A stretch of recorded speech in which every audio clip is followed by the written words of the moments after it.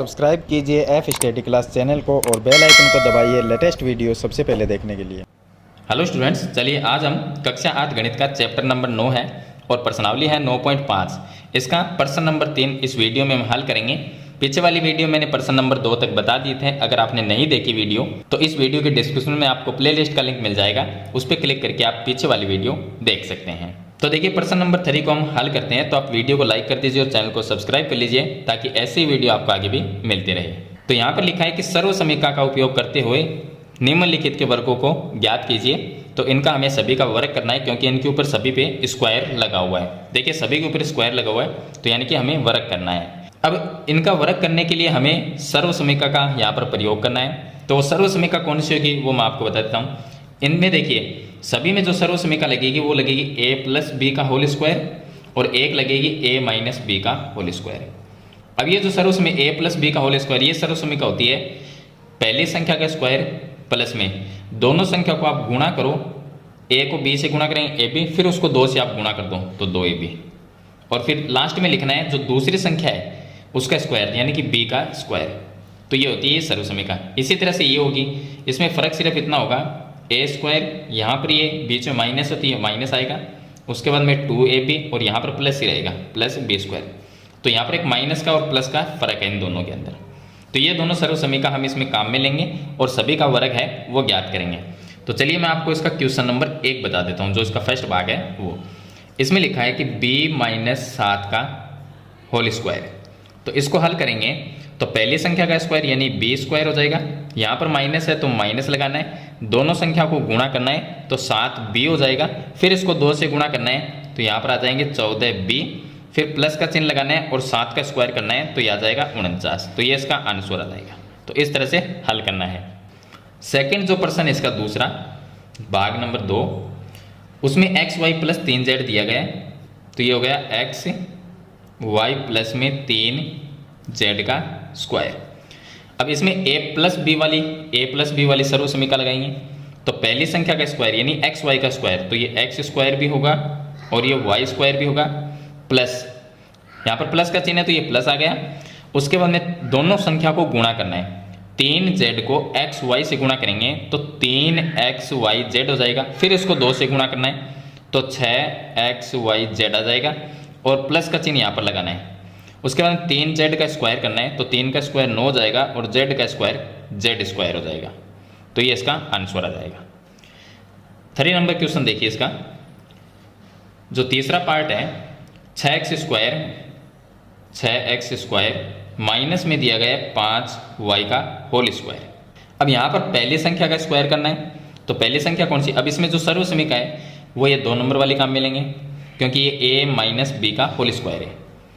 तो इसको हम हल करते हैं 6x यानी पहली संख्या का स्क्वायर तो 6x स्क्वायर का स्क्वायर ये लिखेंगे माइनस। उसके बाद में लिखना है 2 को से हम गुणा करते हैं इसलिए मैंने 2 लिखा। गुणा में लिखना है पहली संख्या 6x स्क्वायर, गुणा में लिखना है दूसरी संख्या 5y और प्लस में लिखना है दूसरी संख्या जो 5y है उसका स्क्वायर तो 5y का स्क्वायर ये लिखना है। अब इसको सरल करते हैं तो 6 का स्क्वायर करेंगे तो ये आ जाएगा 36। x स्क्वायर का स्क्वायर करेंगे तो x की घात 4 बन जाएगा और माइनस पहली संख्या को गुणा करते हैं तो 6 को 2 से गुणा करेंगे 12 और 12 को मैं 5 से गुणा करता हूँ तो 12 पंजे होते हैं 60। x स्क्वायर को y से गुणा किया तो x स्क्वायर y आ गया प्लस में 5 का स्क्वायर 25 हो जाएगा और y का स्क्वायर y स्क्वायर हो जाएगा। तो ये इसका आंसर आ जाएगा। उसके बाद में देखिए इसका क्वेश्चन नंबर 4। क्वेश्चन नंबर जो 4 है उसमें हमें दिया गया है 2/3m, ये देगा 2/3m और प्लस में दिया गया है 3/2n का होल स्क्वायर ये दिया गया है। तो पहले हम क्या करेंगे पहली संख्या का स्क्वायर यानी 2/3m का स्क्वायर। तो मैं यहाँ पर लिख देता हूँ 2/3m का स्क्वायर, प्लस का चिन्ह लगाएंगे 2 लिखेंगे, गुणा में पहली संख्या 2/3m, गुणा में दूसरी संख्या 3/2n और प्लस में लिखेंगे दूसरी संख्या का स्क्वायर यानी कि 3/2n का स्क्वायर। अब इसको हल कर लेते हैं तो 2 का स्क्वायर 4, 3 का स्क्वायर 9, m का स्क्वायर m स्क्वायर प्लस यहाँ पर देखिए ये जो 2 है इससे ये 2 काट देंगे, 3 से ये 3 कट जाएगा, 2mn, इनको गुणा करेंगे तो ये आ जाएगा 2m और n, और प्लस में 3/2 का स्क्वायर करेंगे तो 3 का 9 हो जाएगा, 2 का 4 हो जाएगा, और n का स्क्वायर n स्क्वायर हो जाएगा। तो ये इसका आंसर आ जाएगा। इसके बाद में प्रश्न नंबर 5, इसका 5वां भाग है 0.4p, 0.4p माइनस में 0.5q का whole square. a minus B वाली सर्व समीकरण लगाएंगे तो हल करेंगे तो पहली संख्या का स्क्वायर, इसको आप 4 मान लीजिए, क्योंकि आपको अगर गुणा करने में दिक्कत होती है तो आप इसको मान लीजिए कि ये 4p है, तो 4 का स्क्वायर आएगा 16, और p का स्क्वायर करेंगे p स्क्वायर, तो पहली संख्या का स्क्वायर कर दिया।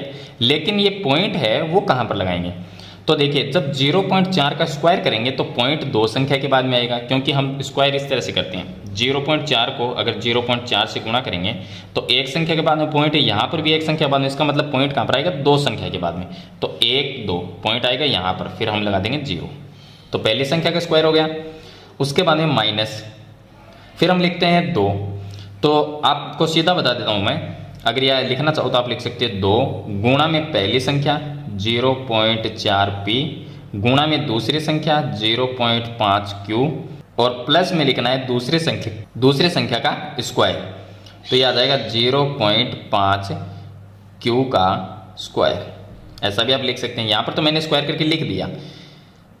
अब देखिए ये तो ऐसा कैसे रहेगा, क्योंकि हमने स्क्वायर पहले ही कर दिया था, तो 0.16p स्क्वायर और माइनस, मैं यहाँ से गुणा कर लेता हूँ संख्या को, 2 को यहाँ पर 4 मानिए और ये 5 मानिए, तो 4 को 5 से गुणा किया 20 आ गया, 20 को मैं 2 से गुणा करता हूँ तो 40 आएगा।